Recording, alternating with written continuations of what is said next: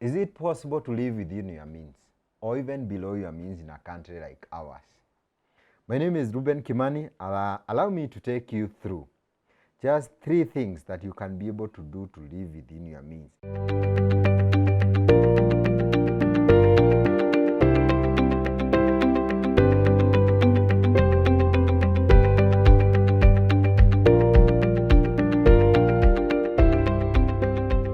Plan your life. The reason I'm saying this, when you plan your life, put your objective ahead of you. You know what you need to do. And in most cases, people will ask you, where do you want to be in 5 years? What would be your answer? Where do you want to be in 3 years, 5 years, and 10 years?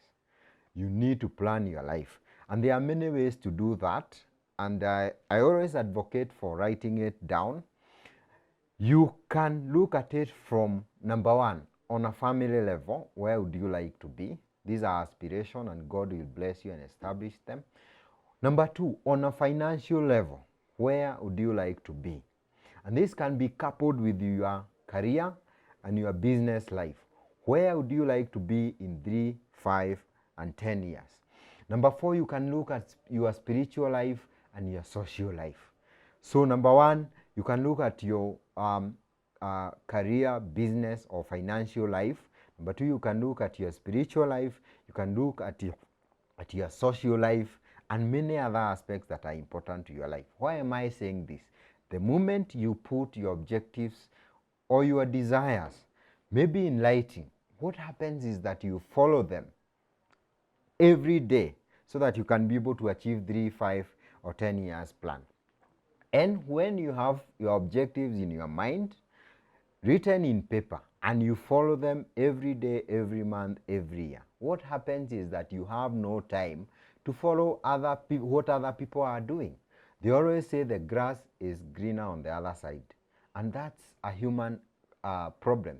It's usually in human nature to see the other side better than what we see now. And we can water our grass.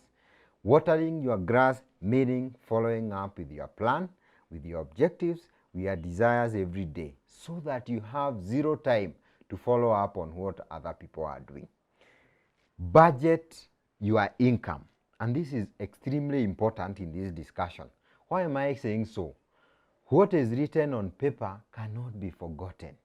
And what a budget does, it gives you visibility on how you spend your money. Would you be having a salary of 50,000? You know how the 50,000 will be spent. The moment you do that, you can allocate money for important things. And I would advise you as follows. 20% of your income should always go to investment. Investment is something that keeps growing every year. In 10 years, your investment will allow you to live a millionaire's life. Right now, maybe you cannot be able to afford that. So at least 20% of your income, a bigger percentage is better, should go to investment. Never spend more than 30% on your income on house rent.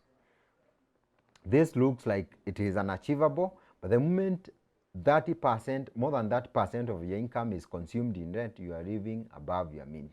You need to change your neighborhood, and there are so many good places you can live with security, with dignity, that can be able to be below your means. One of the things that you also have to focus on is to increase your income. As we say living below your means, there are people who save for years. There are people who live below their means for years. Yes, their salary is 50,000. I would encourage you to focus more on increasing your income as you live below your means. That is the baseline. Increase your income as you go along so that you can be able to afford more luxuries, right? And that's why number 1 is planning your life. Increase your income as much as you can be able to do that. The last thing I would like to say, don't compete with anyone. That's number 3. Don't compete with your friends on lifestyle. Don't compete with your colleagues. Don't fall victim to what is trending. Right now, if you go to Mitandao, if you go to social media, there are things you will find there. You'll find this person went here, this person went here, this person has this kind of a car. Please make a decision, because it is a decision in your heart and in your mind. something that you can decide today. I'll not compete with anyone. And this is tied to the first objective of planning your life. You need to understand the season you are in life. Very important as you stop competing with your colleagues and peers. Understand the season in your life. If you understand the season you are in life, you know where to live, the car that you can be able to afford to drive, maybe even the kind of places you can visit. These can be restaurants, it can be hotels. There are places where one meal is 5,000 per person, but there are places that are enjoyable where a meal can be even the less than 500 per person.